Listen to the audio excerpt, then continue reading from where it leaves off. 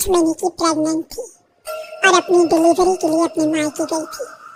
माँ ने मुझे फोन पर बताया, घर के पीछे की तरफ जो खाली जमीन थी ना, वहाँ पर एक नया कमरा बनवा लिया है। इतने सालों के बाद जैसे ही अपने घर में कदम रखा, कुछ अलग सा लगा। माँ, ये घर के पीछे की तरफ नया कमरा बनवाने की क्या जरूरत थी? अरे बेटा, घर के पीछे दूर दूर तक खाली जमीन है। तेरे पापा को कई दिनों से लग रहा था कि यहाँ पर एक कमरा बनवा लेंगे तो ताजा हवा मिल जाया करेगी। अब तो ये सब छोड़ और चल जल्दी से दूध पी ले। माँ, मैं थोड़ी देर में पी लूंगी, आप सो जाओ। मैंने दूध का गिलास उठाकर उस खिड़की में रख दिया। पता नहीं कब आंख लगी, अचानक से खिड़की के पल्लों के खड़कने की तेज आवाज आई। दूध का गिलास धड़ाम से जमीन पर आ गिरा। जमीन पर गिरते ही दूध का रंग लाल हो चुका था। मैंने खिड़की से झांक कर बाहर देखा। चारों तरफ दुख अंधेरा था। उस अंधेरे की तरफ से कुछ आवाजें आ रही थी, जैसे छोटे बच्चे आपस में खिलखिलाकर मस्ती कर रहे हो।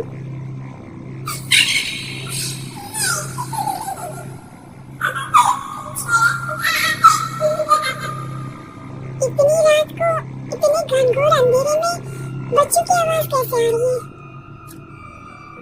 घड़ी में वक्त देखा तो ठीक 12 बजे थे। देखकर मैं सन्न रह गई।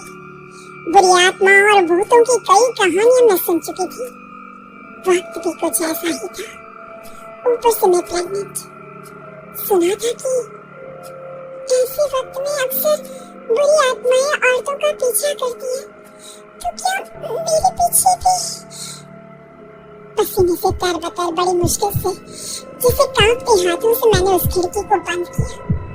जल्दी से जल्दी उस कमरे से बाहर निकलकर माँ के पास जाने के बारे में सोचा, लेकिन जैसे ही दरवाजे की तरफ पलटी, लगा कोई साया हवा की स्पीड से दरवाजे के सामने से गुजर गया। मेरे गले में अटक कर रह गई। मैं जोर से चीख कर माँ को बुलाना चाहती थी, लेकिन वो आवाज खुद मेरे कानों तक नहीं पहुँच पा रही थी। तो माँ तक कैसे पहुँच गई? खिड़की के पल्ले एक बार फिर तेज हवा के झटके से धड़ाम करके खुले और पूरी ताकत से मैं चीख पड़ी। जानती थी मेरी चीख की आवाज सुनकर कुछ ही सेकंड में माँ वहाँ पहुँच जाएगी, लेकिन ऐसा कुछ हुआ ही नहीं। मेरा कलेजा डर के मारे फटा जा रहा था। आखिर माँ ने मेरी आवाज क्यों नहीं सुनी? इतनी गहरी नींद में तो माँ कभी नहीं सोती। ठीक पीछे खुली हुई वो खिड़की। मुझ में इतनी ताकत नहीं बची थी कि मैं पलटकर उस तरफ देख भी सकूं। हवा का एक सनसनाता हुआ झोंका उसी वक्त मेरे कानों से आकर टकराया। लगा जैसे किसी ने दबी हुई आवाज में धीरे से मुझसे कहा,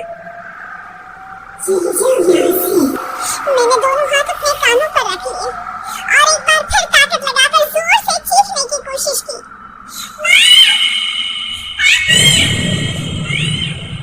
मेरी आवाज उस कमरे की दीवारों से टकराकर वापस मुझे ही सुनाई दे रही थी।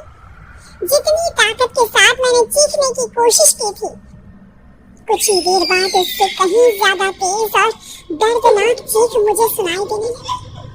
ये आवाज ठीक मेरे पीछे खिड़की से आ रही थी। वो आवाज मेरे कानों में पिघलते हुए लोहे की तरह गिर रही थी। उन आवाजों में हैवानियत थी। वो आवाजें किसी इंसान की नहीं है, इतना मैं समझ चुकी थी। कांप रहे हाथों से मैंने अंधेरे में कुछ ढूंढने की कोशिश की। तभी अचानक मेरा हाथ बेड पर रखी टॉर्च पर पड़ा। किसी तरह ताकत लगाकर टॉर्च का बटन ऑन किया। लेकिन ये क्या? सामने दरवाजे पर 3 छोटी लड़कियां खड़ी हुई थी। उनके हाथ में स्टील के चमचमाते हुए चाकू थे। मैं घबराकर लड़खड़ाई और पीछे की तरफ हटी, लेकिन तब तक वो मेरे पास आ चुकी थी। उनकी गर्दन टेढ़ी थी और उनके हाथों के वो चाकू मेरे पेट को निशाना बनाने को तैयार। मैं जोर से चीखी, छोड़ दो मेरे बच्चे को,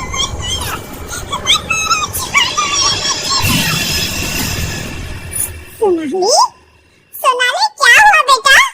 तू इतनी डरी हुई क्यों है? उठ बेटा, क्या हुआ?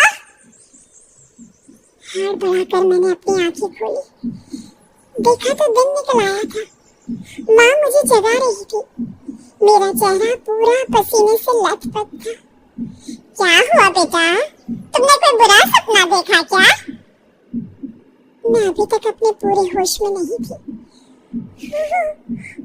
मेरे बच्चे को मार देगी माँ, वो लड़की मेरे बच्चे को। मैंने घबरा कर अपने पेट को छुआ, सब कुछ ठीक था। और वो दूध जो रात को यहाँ पर गिर गया था, उसका रंग लाल हो गया था। माँ ने हंसते हुए दूध का गिलास मुझे दिखाया। तुमने दूध पिया ही नहीं, पूरा का पूरा ऐसे ही रखा हुआ है। तुमसे कहा था ना सोनाली, सेहत के लिए